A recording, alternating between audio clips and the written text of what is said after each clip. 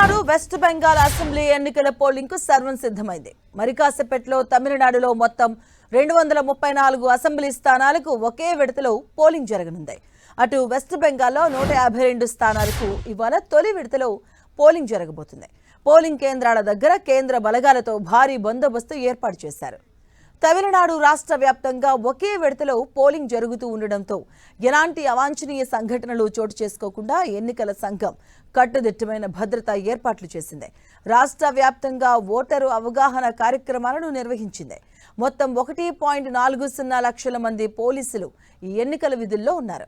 ఇక తమిళనాడులో మొత్తం 5,67,07,380 మంది ఓటర్లున్నారు. ఒకే దశలో జరిగే ఈ ఎన్నికల్లో 3,025 సమస్యాత్మక ప్రాంతాలుంటే 5,049 పోలింగ్ స్టేషన్స్ను అత్యంత సమస్యాత్మకంగా ఉన్నాయి. ఇక 3 లక్షల మంది ఎన్నికల అధికారులు విధుల్లో ఉండగా 8,300 మంది పోలీసులు ఈ ఎన్నికల కోసం భారీ బందోబస్తునిస్తున్నారు. ఇక పశ్చిమ బెంగాల్లో చూస్తే తొలి విడత పోలింగ్కు సర్వం సిద్ధమైంది. మొత్తం 294 అసెంబ్లీ స్థానాలకు గాను తొలి విడతగా 16 జిల్లాల పరిధిలోని 152 నియోజకవర్గాల్లో పోలింగ్ నిర్వహిస్తున్నారు.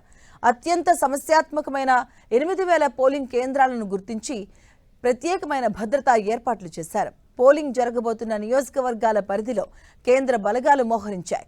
ఇక తొలి దశలో పోటీ చేసే కీలక అభ్యర్థుల్లో నందిగ్రామ్ నుంచి బీజేపీ నేత సువేందు అధికారి ఉండగా, ఇక రెండో విడతలో పోలింగ్ జరగనున్న భవానీపూర్ నుంచి సీఎం మమతా బెనర్జీ పోటీ చేస్తున్నారు. రాజకీయంగా కీలకమైన పశ్చిమ బెంగాల్లో ప్రధాన పోటీ తృణమూల్ కాంగ్రెస్ బీజేపీ మధ్య ఉంది. మే 4వ తేదీన ఈ ఎన్నికల ఫలితాలు తేలిపోనున్నాయి.